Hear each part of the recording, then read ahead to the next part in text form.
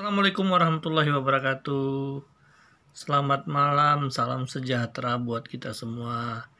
Kawan-kawan para games lovers, para penggemar batu, mulia dan batu aki. Malam ini adalah edisi lanjutan.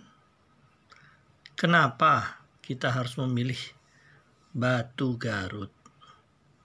Jadi kawan-kawan sekalian, melanjutkan edisi yang pertama, batu hijau Garut ini adalah suatu batu yang sangat luar biasa karena penggemarnya sudah sampai melintas ke mancanegara. Oke kawan-kawan sekalian, sebelum saya menjelaskan lebih lanjut tentang batu yang satu ini, yang boleh jadi dikatakan ini ikonnya batu hijau karena batu ini melegenda ceritanya. Bahkan Pangeran Inggris pun ingin memiliki batu tersebut, sehingga batu ini dengan kekerasan, keindahan, serta kemolekannya, kristalnya, warnanya, bentuknya, ukurannya, menjadi perhatian para mereka penggemar batu, dan mereka berburu untuk mencarinya. Karena langkanya bahan di tempatnya yang konon katanya sudah jarang. Kemudian yang kedua, batu itu bisa diberikan kedudukannya di atas emerald dan ruby. Kawan-kawan sekalian bisa bayangkan kalau keluarga kerajaan saja sudah menggemari batu tersebut. Karena kalau kita bicara kerajaan, itu identik dengan batu-batu permata, identik dengan emas, berlian, dan perhiasan-perhiasan yang terbaik yang ada di dunia. Maka kenapa kita harus memilih batu hijau Garut? Ini ada rahasianya kawan-kawan. Baik, sebelum saya melanjutkan cerita, hal ihwal, sejarah, kemudian tempat maupun tempat galian maksudnya, di mana harus kita peroleh batu itu. Walaupun batu itu sudah sangat langka, mungkin daerah-daerah tempat perburuan tadi, mungkin di sisi sebelah lainnya mungkin masih ada. Cuman tentu proses pencarian ini tidak gampang dan tidak mudah karena membutuhkan waktu dan keahlian khusus. Sebelum saya mulai bercerita untuk melanjutkan untuk cerita batu sesi kedua, mari kita saksikan bersama jenis batu hijau Garut yang sangat luar biasa ini. Ini kawan-kawan, kalau kawan-kawan lihat dalam keadaan kondisi cahayanya tidak maksimal, mungkin hanya sekedarnya tanpa sorotan lampu, dia seperti berminyak kawan-kawan. Di dalamnya itu kelihatan tuh kristalnya ada seperti susu pecah. Ini adalah karakteristik unik dari batu Garut yang orang-orang mengatakan batu Garut Ohen katanya. Jadi di sini banyak nih daerah-daerah penghasilnya. Nanti kita ceritakan satu persatu. Oke, sekarang kita observasi dulu, kita lihat, kita perhatikan satu persatu keindahan batu ini. Oke kawan-kawan, ini tadi siang mungkin kawan-kawan sudah melihat ya, bagaimana kilaunya itu terkena cahaya. Ini terkena pantulan ini, jadi kelihatannya dia membias gitu karena ada lampu. Ini pakai lampu neon kawan-kawan. Ini kawan-kawan, batunya itu berminyak kawan-kawan. Di dalamnya itu seolah-olah keluar ada minyaknya, sehingga dia memberikan kilau yang sangat spesifik untuk jenis-jenis kelompok batu yang berasal dari hijau Garut ini. Jadi yang berasal dari Garut, jadi batu hijau Garut ini merupakan batu yang sangat melegenda kawan-kawan. Kawan-kawan bisa perhatikan keindahannya. Dan ini adalah jenis-jenis batu yang cobocon ya istilahnya. Nah ini yang jenis pancawarnanya kawan-kawan. Ini pancawarna motif, seolah ada orang bermain sulap, topi sulapnya jatuh. Indah sekali ya kawan-kawan komposisi warnanya. Ini juga batu hijau Garut ya. Coba kawan-kawan perhatikan, warna hijaunya sangat kental. Ini bagian-bagian putih ini adalah bagian-bagian yang mengitari sekitar batu. Tapi kalau kita perhatikan tingkat kekerasannya yang sangat luar biasa ini bisa kita cek di beberapa laboratorium yang ada di tempat kita. Kalau kita sih laboratorium itu mungkin ada di Rawabening, ada di di daerah Season City, kemudian ada juga di beberapa tempat ya yang khususnya banyak menjajakan batu-batu kayak seperti di Batu Ceper dan lain sebagainya. Oke kawan-kawan, cukup banyak ya demo untuk memperlihatkan batu-batu yang sangat indah ini. Daripada kita pergi jauh-jauh nanti melihat di pameran, cukup kita ketahui hal ihwal tentang sejarah mengenai batu ini, supaya kawan-kawan sekalian dapat menyimak hal-hal yang saya sampaikan ini, karena ini sangat besar manfaatnya untuk kita, khususnya para kolektor item yang ingin mencari, berburu untuk mendapatkan sesuatu yang istimewa ini kawan-kawan. Oke kawan-kawan, batu aki ohen Bung Bulang Garut Hijau ini banyak sebenarnya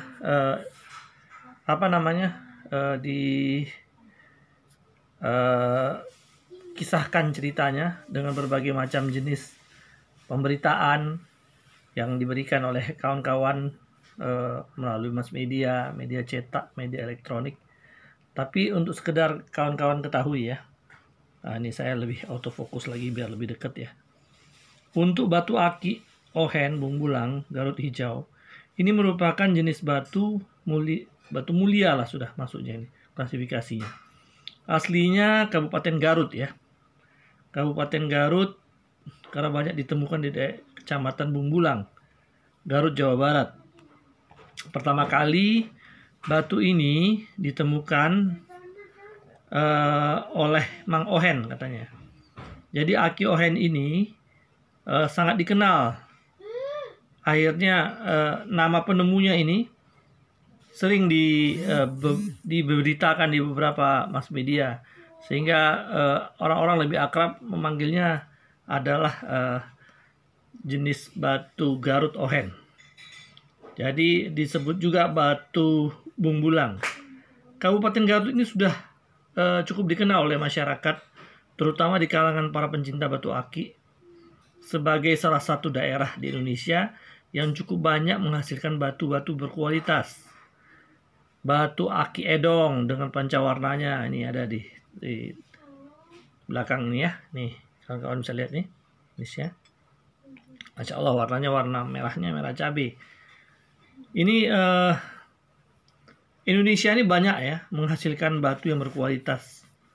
Jadi seperti batu aki edong tadi yang pancawarna, hijau Garut Ohen dan jenis-jenis lainnya.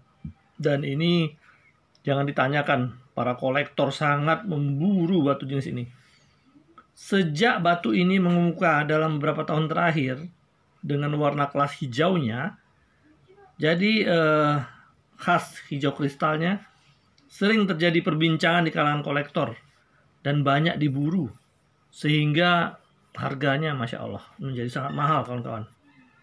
Bahkan untuk ukuran seukur batu cincin saja, batu Bung Bulang dihargai sampai ratusan juta rupiah.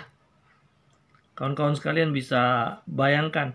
Jadi ini kalau kita sekedar hobi tidak hanya menikmati saja, bukan menjadi suatu komoditi.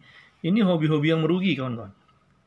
Sehingga kalau bisa tuh hobi ya hobi tuh, tapi tetap menjadi suatu investasi gitu. Jadi padahal batu seukuran batu cincin untuk Bung Bulang yang berkelas ini ya, yang luar biasa, warna hijaunya yang sangat menarik dengan kilaunya itu, harganya bisa mencapai ratusan juta rupiah. Namun batu ini sudah mulai langka dan sulit ditemukan di pasaran, terutama untuk jenis batu yang berkualitas super ya. Ini kalau kayak gini nih udah sejenis batu yang berkualitas super nih. Nah ini udah langka sekali. Aduh Masya Allah, kita masih bisa diberi kenikmatan nih, bisa menikmati jenis batu-batu Garut seperti ini. Jadi kawan-kawan sekalian, kita ini harus merogoh kocek yang cukup dalam nih untuk hal yang suatu ini. Walaupun masih bisa ditemukan, sudah dipastikan harganya ampun deh. Terlebih kalau sudah berada di tangan kolektor, dia menjual seakan-akan hatinya saja gitu. Jadi sudah tidak ada lagi parameter harga, harusnya harga jual itu cukup sekian saja kan, karena di berbagai macam toko atau yang menjajakan batu ini, mereka punya parameter tersendiri untuk ukuran sekian-sekian gitu, harganya sekian-sekian. Namun kalau batu ini sudah mengikuti turnamen yang cukup berkelas, apalagi turnamennya nasional, wah harganya ampun deh. Jadi batunya yang tadi hanya kita bisa menikmati sendiri di awalnya, kemudian antara kita dan kawan-kawan ketika dikompetisikan, batu-batu itu sudah menjadi milik perhatian orang banyak dan sangat diperhitungkan kelasnya. Ini yang membuat harga batu itu melonjak tingginya, tidak ketulungan. Ini coba kita lihat kilaunya ya, luar biasa. Hanya dengan batu-batu seperti ini, kadang-kadang sangat luar biasa, sehingga akhirnya menjadi komoditi yang mempunyai nilai jual. Ada beberapa orang yang saking besarnya keinginan untuk memiliki batu ini, sampai kadang-kadang dia menjual hartanya ya, kemudian hanya untuk suatu kepuasan saja. Tapi kita tidak boleh jadi orang yang seperti ini. Jangan kita karena menginginkan sesuatu kemudian mengikuti hawa nafsu, kita mengorbankan apa-apa yang kita miliki, yang terutama itu menjadi hak-hak keluarga kita. Kalau memang betul-betul ada rezeki berlebih, silakan kawan-kawan, para penikmat batu, silakan saja kalau kita mau mencari batu untuk memberikan kepuasan kepada kita. Namun ada suatu hal yang lebih prinsip, utamakan dulu kehidupan rumah tangga kita gitu. Jangan kita pakai batu bagus tapi kondisinya kita dalam keadaan berhutang. Kemudian kita kemana-mana hanya untuk satu kepuasan saja, pamer ke sana pamer ke sini. Memang hebat, memang ada kepuasan batin, namun ketika kita pulang melihat keluarga kita menjadi berduka gitu, kita menjadi bersedih. Seharusnya hak-hak mereka yang harus kita dahulukan. Ini kawan-kawan jangan sampai seperti ini. Bolehlah pokoknya kita menjadi kolektor item, tapi betul-betul kalau memang kondisi keuangan itu betul-betul sudah berlebih. Kalaupun nanti harus digunakan, yang kita kenakan itu menjadi nilai investasi besok-besok untuk suatu kepentingan, gampang sekali melepasnya dengan harga yang cukup tinggi, sehingga kepemilikan itu menjadikan suatu kemanfaatan bagi orang-orang yang memiliki. Ini baru strategi jitu, kawan-kawan, dalam memiliki suatu benda-benda berharga yang bisa kita manfaatkan untuk kepentingan kita dan keluarga. Jadi kawan-kawan, sejarah penemuan batu ohen ini, batu ohen yang konon sudah dikenal hingga ke mancanegara, bahkan ke pasaran internasional, sangat diminati, dan pernah katanya top score penjualan itu sampai 2,5 miliar di Korea. Salah seorang kolektor asal Indonesia pernah memeriksakan batu ohen di Inggris dan dinyatakan bahwa batu ini termasuk kategori batu mulia dengan kekerasan yang sangat luar biasa, sangat tinggi. 7 sampai hampir 8 ya. Jadi 7 lebih. Jadi udah mendekati kekerasannya berlian. Jadi biasanya kawan-kawan, kalau beryl atau kristoberyl itu jenis batu mulia yang karena kekerasannya ini nilainya sangat mahal. Namun mungkin dari sisi warna tidak sebagus daripada batu yang ada di tempat kita ini. Namun batu kita ini sudahlah warnanya bagus, kekerasannya baik pula gitu kan. Ini yang membuat batu ini, batu Garut Ohen ini menjadi batu yang sangat bernilai dan batu yang sangat mahal. Jadi batu Garut Ohen ini memang pertama kali ditemukan tahun 1970 oleh seorang petani yang bernama Mang Ohen ketika dia sedang menggarap sawahnya. Tanpa sengaja, ia menemukan batu berwarna hijau seukuran buah kelapa. Lalu dia membawa pulang dan meletakkannya di bawah kolong tempat tidurnya. Setelah sebelumnya, batu berwarna kemilauan itu dicuci bersih. Beberapa minggu kemudian, kawan-kawan, datang katanya seseorang dari Bogor tertarik untuk membeli batu. Dan tidak disangka ternyata orang itu berani membeli seharga 1,5 juta rupiah pada masa itu. Tahun 70-an ini. Atau setara dengan 150 juta rupiah pada saat ini. Dengan tawaran yang sangat fantastik ini, tanpa banyak berpikir katanya si Mang Ohen tadi, dia menjual batu tersebut. Merasa mendapat banyak rezeki, batu temuannya akhirnya pria kelahiran desa Cipendiu, Kecamatan Bungbulang, Kabupaten Garut itu banting haluan dari petani menjadi pencari batu, diikuti oleh ratusan warga yang ada di Cipendiu lainnya. Sejak saat itu, Mang Ohen menekuni profesi barunya sebagai pencari batu akik pertama kali di Garut. Namun sayang, seribu sayang, nasibnya tidak seindah kemilau batu temuannya. Ia pun masih hidup pas-pasan katanya sampai akhir hayatnya. Ini kawan-kawan. Jadi memang bukan suatu jaminan ya kawan-kawan ya. Kadang-kadang kita menemukan perhiasan di bumi ini, di hamparan bumi yang sangat luas ini, kemudian memberikan nilai tambah bagi kehidupan kita. Namun jika kita tidak bisa memanage ya apa-apa yang diberikan oleh Allah sebagai amanah khalifah yang namanya manusia ini khalifatul fil ard ya. Ya mungkin uang itu habis-habis begitu saja, tidak menjadi suatu barang yang bernilai atau tidak jelas utility-nya, kemanfaatannya, sehingga akhirnya apa-apa yang diamanahkan dan diberikan kita dalam jumlah yang besar itu habis saja, yang menjadi hal yang tidak berbekas. Itu bisa terjadi kawan-kawan. Makanya kalau kita orang yang hidup diikat dengan aturan agama apa saja ya. Kalau saya meyakini agama Islam ya, kebetulan karena itu agama saya. Karena di dalam harta kita ini ada hak orang lain ya, anak yatim, kaum duafa, atau para janda-janda terlantar. Kalau mungkin batu itu kemarin mendapat nilai seperti itu, zakatnya kemudian ditunaikan, mungkin barang-barangnya itu akan terjaga kawan-kawan. Ya, berkah. Mungkin manfaat buat anak keturunan, atau nanti terbeli lagi sebidang tanah, atau terbangun lagi sebuah rumah dan lain sebagainya. Apalagi nanti kalau uang itu kita wakafkan untuk membangun rumah ibadah, wah itu tambah semakin baik. Itulah ya kawan-kawan ya. Namun demikian, nama Mang Ohen masih terus melekat bersama kemilau batu dan ciri khas batu hijau tersebut. Bahkan batu Ohen masuk dalam jajaran batu termahal di Indonesia saat ini, selain daripada batu bacan, kalimaya, dan jenis batu tersohor lainnya.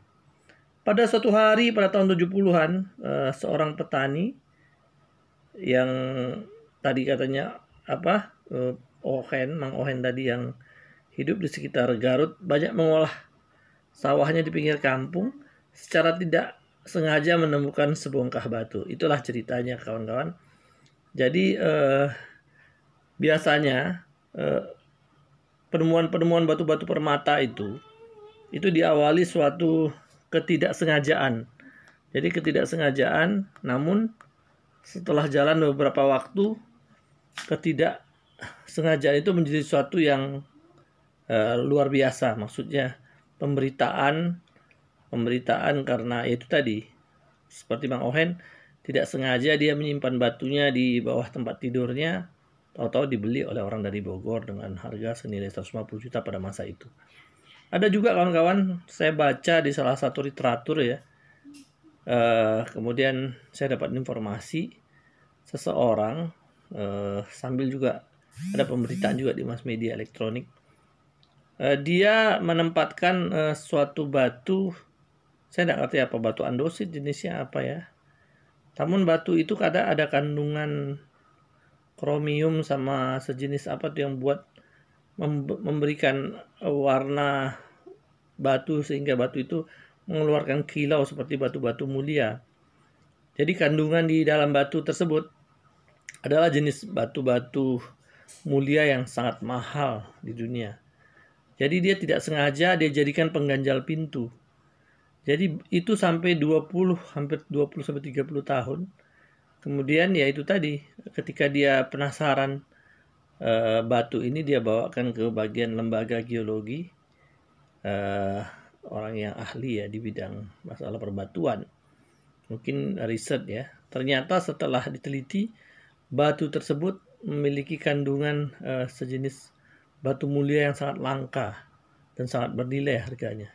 Sehingga hanya sebuah ganjal pintu belaka yang harganya sangat murah. Mungkin saja dia membeli pada masa itu nilainya tidak sampai daripada Rp50.000. Namun bisa terjual sampai sekian miliar rupiah. Ini kawan-kawan adalah suatu keberuntungan apabila kita diberikan amanah oleh Allah Subhanahu wa taala atas apa-apa benda-benda atau barang-barang yang dikehendaki Allah bisa ditingkatkan nilai utility-nya. Maksudnya tadinya mungkin hanya seperti batu biasa, seonggokan batu biasa, namun setelah diolah, digosok, difaset, kemudian dibentuk, dipilihkan kristalnya yang terbaik, dipilihkan juga jenis potongan-potongan yang terbaik, bisa dalam bentuk potongan cobocon ya, atau dalam bentuk faset-faset seperti diamond, sehingga pilihan-pilihan yang terbaik oleh pengrajin tadi yang mengerjakan pekerjaan itu akan menambah nilai utilitas pada barang tersebut, sehingga barang itu menjadi sangat berharga dan sangat luar biasa. Ini kawan-kawan sekalian, ya falsafahnya seperti orang menggarap batu berlian gitu. Kan kalau kita perhatikan sepintas selalu saja yang namanya berlian ini, kalau kita pernah pergi ke Banjar, kita dapat informasi berlian yang bentuknya sedikit ada minyaknya dan ada tai lalatnya seperti itu. Namun ketika ada suatu berita tentang penemuan satu berlian yang terdiri dari sekian puluh karat, di mana di bagian-bagian karbon berlian itu ada yang kotor serupa tai lalat, kemudian di cutting di Swedia kalau nggak salah untuk cutting max itu yang diamond max, kemudian difaset di situ, dibuang bagian-bagian yang kotor yang tadinya tidak berharga, mungkin bukan tidak bernilai sama sekali gitu. Kalau melihat pada sisi awalnya itu terjual sampai konon katanya sampai puluhan miliar katanya harganya. Padahal hanya seonggok berlian Banjar ya, yang notabene mungkin berlian itu tingkat kristaloidnya itu tidak mengungguli daripada berlian-berlian yang lain yang ada di Afrika gitu. Kondisi karbonnya untuk clarity-nya tidak terlalu bersih. Namun kenapa bisa sampai harganya meningkat beberapa puluh kali lipat?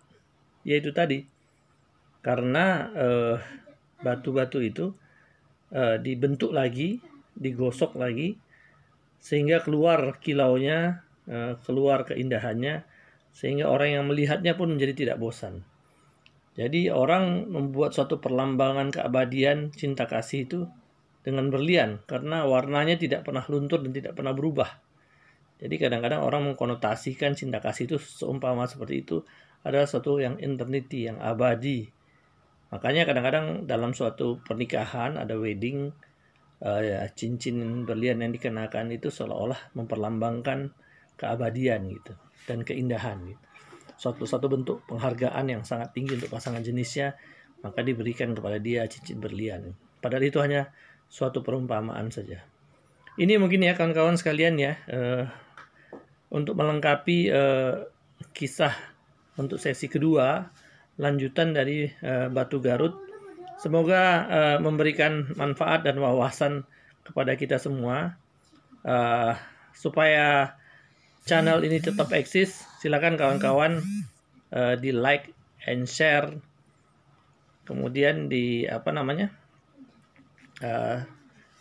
subscribe ya.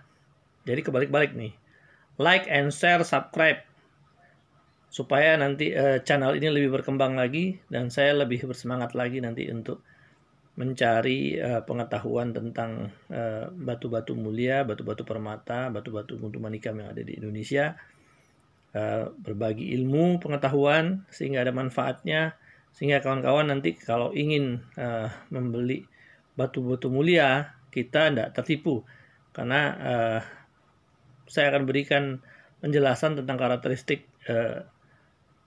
jenis batu tersebut sehingga kita dapat mengenalnya dengan mudah.